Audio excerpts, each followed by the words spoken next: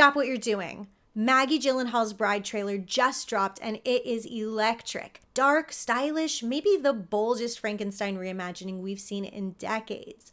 I have been waiting for this trailer, dying to see this movie ever since I heard Maggie Gyllenhaal was going to be making a movie based on The Bride. And I've heard whispers and rumors of what it might be, but I think we got a lot of answers in this trailer. I think we're finally going to get a bride with fun and fire and a story all her own. So let's dive in. How did we get here? And what can we expect from The Bride? And stick around till the end because I'm going to let you know what I think this means for the Frankenstein legacy next. I'm Antonia Carlotta, and this is Universally Me, the channel for all things Universal and classic horror. My family started Universal Studios, and they made the original Bride of Frankenstein. Without it, this bride wouldn't exist. To understand why The Bride feels like more than just any other Frankenstein spin, we have to take a look back at how The Bride of Frankenstein became one of cinema's most underutilized characters. In James Whale's 1935 Bride of Frankenstein, she shows up for less than 5 minutes. 5 minutes. She's created, she sees the monster, she hisses, screams, and gets blown to bits. The movie may be named after her, but she never got to be the focus in her own right. And yet, with her electrified hair and her sharp, beautiful, haunting presence, she became a pop culture icon. In the following decades, almost all the monsters got crossovers and remakes. The Invisible Man Returns, The Mummy's Ghost, House of Frankenstein, Frankenstein Meets the Wolfman, Abbott and Costello Meet Frankenstein. But The Bride never got the same treatment. And for me, it feels a little personal. Every time I watch The Bride of Frankenstein, I wonder, what if she had a little more? What if she was the star of her own movie, or if she had an arc? And that's part of why I'm so excited for The Bride, why it's so important to me. Because it's not just revisiting a classic, it's correcting this 90-year-old injustice. There have been Bride movies in the works for quite a few years now. I think most famously, Universal was working on one with Angelina Jolie attached, but ultimately that was abandoned. Maggie Gyllenhaal stepped in with her new vision for a Bride movie after she was inspired by somebody's tattoo at a party. She wanted to make something big and pop and radical, those were her words, and her initial concept for the script revolved around the question, what if the bride that he brings to life doesn't fit into the box that he or the world imagined for her? The Bride was first announced in 2023 for Netflix, but it got shelved in favor of Del Toro's Frankenstein instead, the very one that's coming out next month. But I think it's a really good sign for The Bride that within a few months, Warner Brothers had already scooped it up. The Bride has a stacked cast. Jessie Buckley stars as the Bride. She's already getting a lot of Oscar buzz this year for Hamnet. And previously, she worked with Maggie Gyllenhaal in 2021 on The Lost Daughter. And in this trailer, she reminds me a lot of Lady Gaga. It also stars Christian Bale as the monster, who is known for going above and beyond in his roles, Penelope Cruz, Annette Bening, her husband Peter Sarsgaard, and her brother Jake Gyllenhaal. Now, this is not your traditional Bride of Frankenstein, not even close. I don't want you to think of it as a remake, think of it as a reimagining. And I know it's controversial, but personally, I love a reimagining.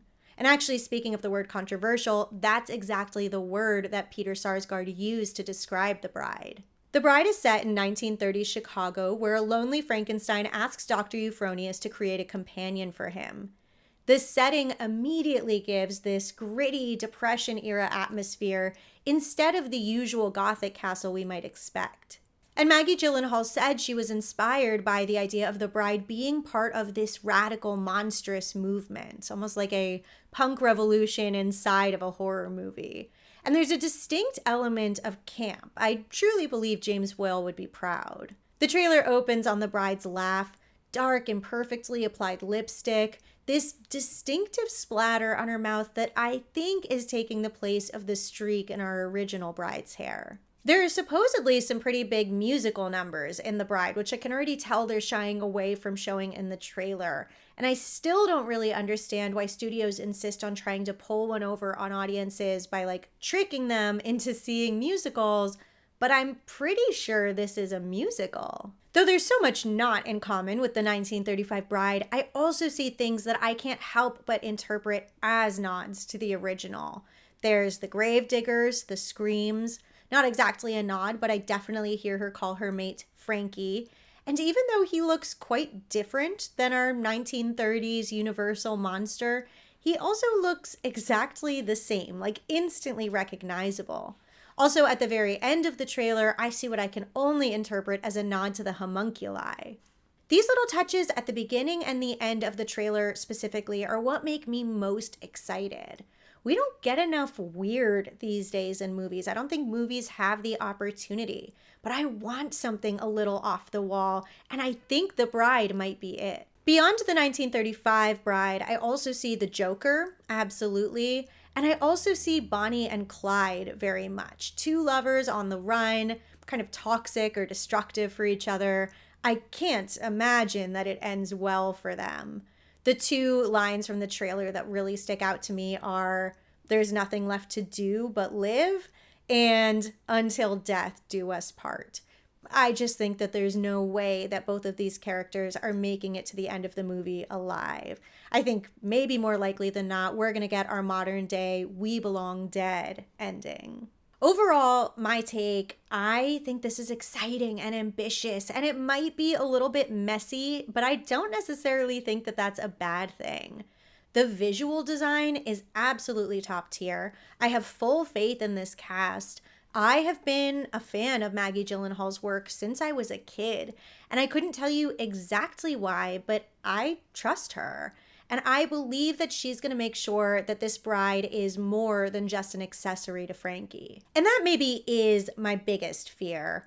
I will be holding my breath in the theater that this movie really is the bride, that it's her arc and her story, that she is the one who sparks the revolution and she's bringing Frankie into her world. There was a time it looked like this movie and Del Toro's Frankenstein were going to come out about the same time, which would have been wild. That might have been like this year's Barbenheimer for me. But the release date for The Bride has now been pushed back to March of 2026, which is a little concerning for me. Like, it's too late for this year's Oscars and too early, I think, to be a serious contender for next year. But I do know the script is beloved, the cast is great, the set design and the costume design are already giving me goosebumps. I think we're still in for something really good. I want people to love this movie, and I think it has the potential to be a cultural phenomenon. I think there's a very good chance it's going to be my Halloween costume next year. Or honestly, it's not even too late for it to be my Halloween costume this year. If it does well, and especially if Del Toro's Frankenstein and The Bride both do well, I think it will swing the door wide open on more monster reimaginings. I still can't believe that neither of these movies are Universal monster movies, like literally what the heck, but they still kind of feel like family, and I will never say no to more movies bringing the monsters back to life. And to The Bride herself, to the Frankenstein legacy, I think this movie has the potential to turn her into a character that we see more of, that she could become her own legend, her own story distinct from the monster that we start seeing all sorts of projects centered around. The Bride has every chance to be a standout film next year, a dark, emotional telling that finally gives The Bride her due. I have very high hopes. I promise you I will be in theaters watching this. In the comments, let me know what you think of the trailer. Will it live up to the hype, or am I just getting excited for nothing? Don't forget, if you love these Universal and classic horror deep dives, make sure you're subscribed, hit the like button and the notification bell, share this video with the person you're going to go see The Bride with, and don't forget, paid members get bonus videos, pictures, and more, and it's the best way to support Universally Me. Thanks for watching. Bye.